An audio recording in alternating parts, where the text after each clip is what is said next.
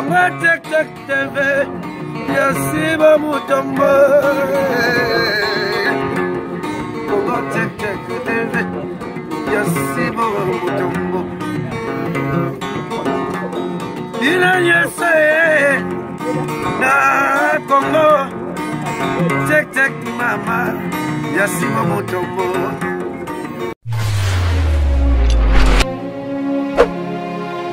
Mbote mingi na bino balansi ya Congo Tek Tek chaîne oyo esalaka ke boyeba news ya kino chaîne oyo esalaka ke boyeba bongo masolo ya kati ya ville province ya Kinshasa oyo kasi mpona lelo masolo na biso ya kino ezaki tozobeta bongo liwa ya Papa Lutumba Simaro. Papa Lutumba Simaro le poète na biso oyo asala ke banzembo ya kitoko lokola bamaya lokola ke banzembo ebele betama bamabele betama abutaki bongo kotika biso uta mokolo ya le 30 mars. Kasi lelo eza bongo mokolo ya kobimisa ebembe na ye na morgue ya 51h pona komema ngo bisiko nyonso tu boyebi totanga ki to pe tolobela ki bino kaka nde tolobaka na bino ke TV ezalaka nango radio te pona koluka kokosa bino to pe koluka kobetela bino histoire ezalaka lokuta na kati ya Congo Tek Tek nde bokoyeba ba réalité pe to pe ba vérité ya matanga ya Papa Lutumba Simaro. On est ensemble avec vous à suivre. Bonjour maman. Oui, bonjour. Kombo nanga mama Vata, la veuve Ntesa, papa Ntesa. La veuve de papa Ntesa. Maman, elle t'a que moi si un musicien, Sango ya liwa ya Papa Lutumba écoutez la couleur. Écoutez la à Bruxelles parce que la veuve à Bruxelles. Nalali mwana à la musinga bi mama oki sango ngabi sango nini o papa ke ebete nga lokwa kake na matoi na lamuki na bengi itango na bengi mama Hélène na Paris abindengo yokeli kaka yango na bandi kolela wana maintenant na ko kende Paris toke matanga na mama na bando vandi sa mama ko kende Paris eta ke moi si ya musicien ba souvenir mingi za lango ya Papa Lutumba Simaro. Wow mingi Papa Lutumba d'abord à sa papa mobile nanga ya liboso yé mutakengela biso ba veuve. Bon, je sais pas qu'est-ce que je veux dire encore. Bon, c'est ça quoi. Ah maman, papa na Papa Lutumba basalaki combien d'années avant papa tika biso basalaki combien d'années na orchestre de Moko? Oh na OK jazz. Oui. En tout cas ba umelaki moi mingi ba tango pe na ko koyeba te mais quand même ba umelaki mingi basali sika moko moi temps mingi. Tant que le bagaba souvenir ya malamu c'est que pe ya mabezali comportement ni banda ko sepela na Papa Lutumba mabe peut-être sur le bien likamoko obimeli eboba atomboke wande na yebi même mususu te na yebi angote tozaki ne malamu na ndenga kei tozali ko na mois d'octobre na mois d'octobre wa ya ne passé tozaki na ye après singa voiture abi bozo mama boke na ye na bibo akene ko bina na ke ko bina kuna ouais à part ça na likamana mabete son âme repose en paix. Merci beaucoup. Merci beaucoup.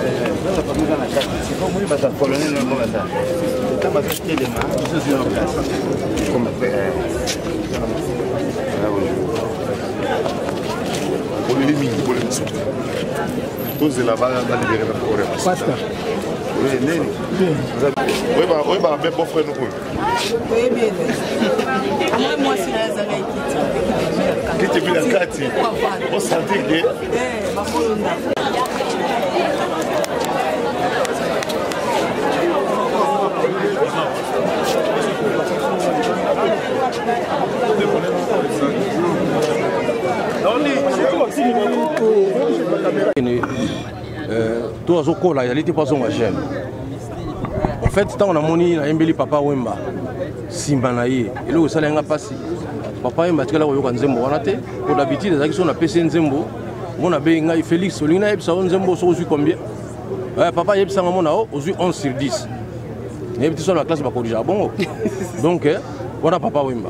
Mais na regrette ki nzembo wana ona salaki papa Wemba ye moko ayokaki nzembo ngote. Yana lingaki za la retard te pona ma papa Lutumba, il fallait ko yembela etanga za na bomoyi. Yango bozomona na clip wana icône d'Afrique. Yemoko za na kati. Voilà. Bato à travers le monde ba éviter sika ko yango ba kota na chaîne na ngai Félix Wazeko officiel. Ba beti icône d'Afrique to ba loki koma papa Lutumba ba komona nzembo. En tout cas merci beaucoup. Merci président. Bravo à l'artiste pour tout ce qu'il a fait dans notre musique. Bravo à l'artiste tant que père. Parce que Ngaï n'a pas collé la père autant que papa. Au bout de tout né Robert Lutumba, ami d'enfance, n'a collé banane à 5 ans. Massana, tu collé til, il a un rapport, tout ça. Donc, dans le bagarre, bravo, merci papa pour tout ce que tu as fait pour nous. C'est ça. Alors, artiste, donc, on est arrivé à quand il y a papa Lutumba, tant que l'aéroport international de Kinshasa. Tout le monde qui, au matin, qui même podium, na ou une musique maison mère pour nous conseiller ça, fanatique tout. Na ligne éclaircie par rapport à Yawana et ça là qui bon pourquoi en fait c'est ça là qui délégation tout aéroport quand aéroport tu Yawana il fallait toi qui na ministre na ba représentant bazalaki chargé à coordonner événement et à coordonner ni commission basala pour na et obsèque ya papa. Donc il fallait que n'était que normal tout aéroport et plutôt les cambala au podium pour annoncer que yembe la père. Parce que bah vient na yoko ta vient son azoyemba mais ngape fallait la chama voix na yembe la père avant que côte sa père na mort mais pour solo là qui quand même pour solo là qui ensemble là les rois de la forêt si tout solo là tout solo là tout solo là mais polémique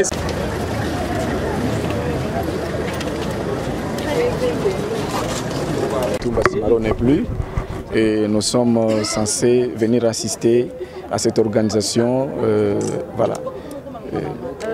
L'existence du papa Lutumba, l'effet stress que les gens reconnaissent. Qu'est-ce que vous demanderez aux autres musiciens qui sont restés derrière lui?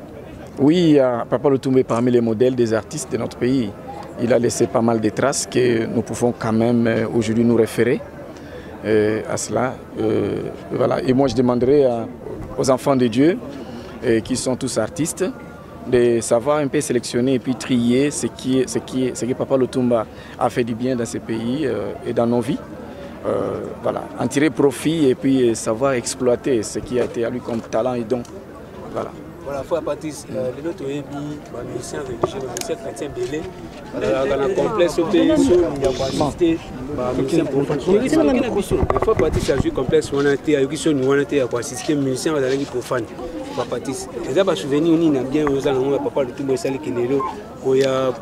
Oui, voilà, je crois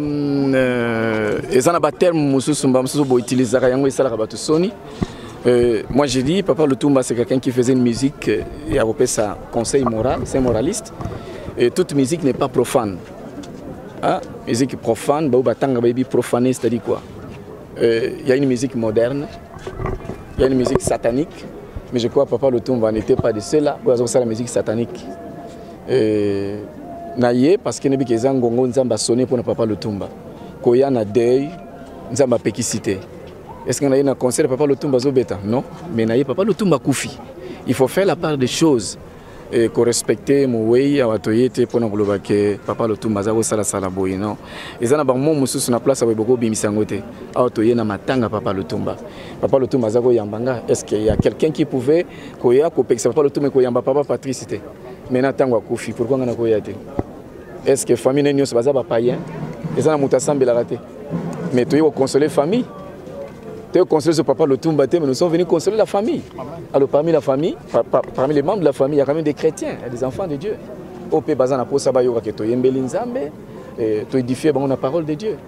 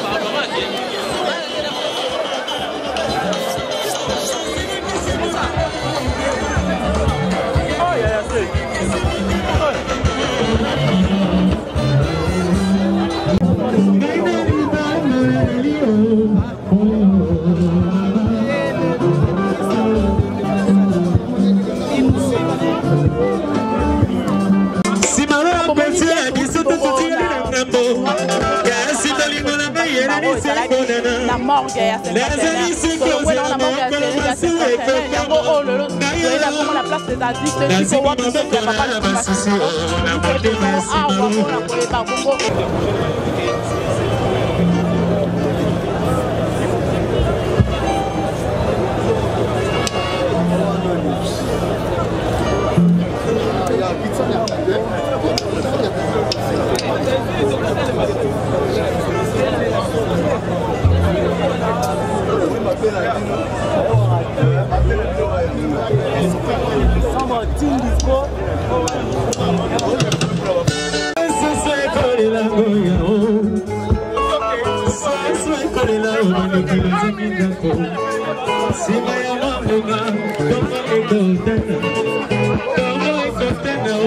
La culture qui va procéder ensuite au dévoilement de la plaque. Tout de suite, je vais appeler M. Jean-Claude Kalima, qui est le bourgmestre de la commune d'Akalamou, pour son nom de bienvenue. M. Jean-Claude Kalima, s'il vous plaît. Lutumba fungola miso kotala ndenge mokili ezali kolela yo batata bamama mpe bana ndenge tozali kolela yo kolela na biso esili te. Alors qu'il lui fallut immortaliser son patron, son ami et complice, le poète Lutumba Simaro, dut exploiter son génie artistique. Et c'est avec les paroles sus-évoquées que le ministre est disparu rendit hommage au grand maître. Acclamons l'artiste de Dobet et l'artiste Asomabo Gomakas. Excellence, honorable, mesdames et messieurs, je vous remercier le gouvernement, la biso Oyo Makabasali, Nani Salamate, depuis la communauté de biso, on a valé que biso par artiste, la gestion de FIFA. Et Salaman Lengo, on a vraiment remercié le gouvernement congolais, spécialement le Premier ministre, le ministre de la Culture, on a déjà gouverné pour que le Congolais les Canada. De toute façon, le bourgmestre a tout dit. Pour l'angaï, nous avons mis à vous débattre, mais nous n'avons pas fait ça, simplement pour eux.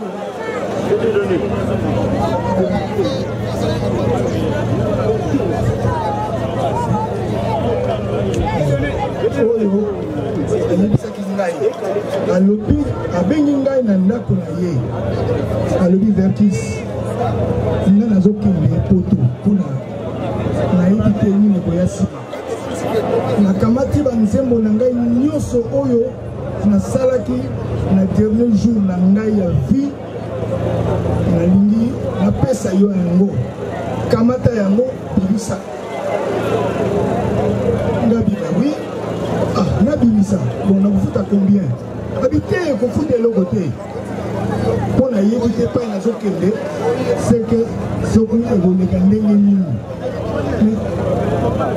bajour eleki nde namoni mais vie na nga wana ayebaki o ayebaki te parce que moni na ndenge ezalaki on dirait moto ayebaki ke ekokoya alors nazwa baevre wana bientôt boyoka mona marché wana ye na pesi malebele oyokaka ngai na bamusicien mosusu tozoswana me akobenga ngai abi Vertis tala moto wana aza peti na ye osala ye eloko te sala boye omona nasali mingi atindi ngai omona kaka mpe ekwei.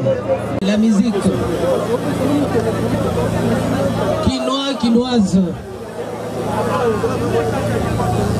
Vous savez qu'un artiste ne meurt jamais. Il continue à vivre au travers ses œuvres. Et pour les cas qui concernent notre poète Simaro Lutumba, nous sommes venus ici à ces lieux, là où réside les immortels. Et nous sommes venus ajouter son nom en tant qu'immortel. C'est ainsi que je vous annonce que le gouvernement de la République a accepté d'honorer les poètes à partir du travail qu'il a eu à battre dans ces pays. Le poète, c'est un encadreur, c'est un éducateur. Il a beaucoup travaillé pour ces pays, raison pour laquelle le gouvernement a demandé que nous puissions lui rendre les hommages les plus mérités. Ainsi, j'en profite pour me remercier tous les Kinois qui ont voulu, depuis les jours où le corps est arrivé à l'aéroport, jusqu'à maintenant, ils ont abandonné leurs activités pour venir et remercier, comme c'est inscrit sur des banderoles. Merci pour tout. C'est ainsi que je vous dis encore une fois, merci.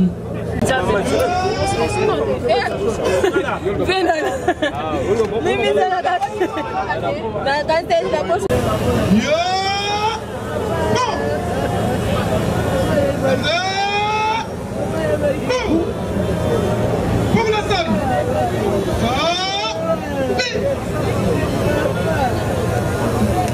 Mama,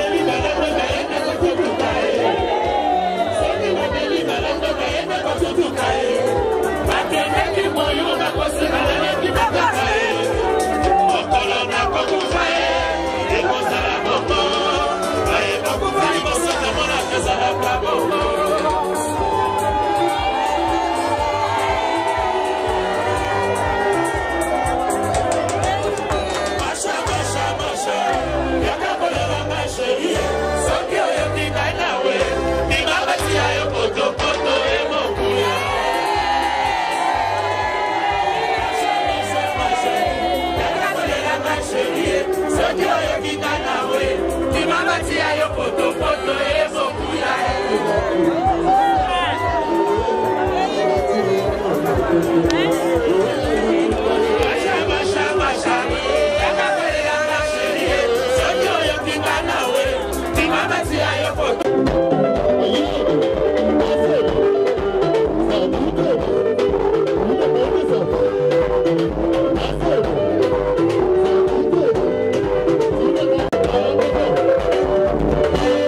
you.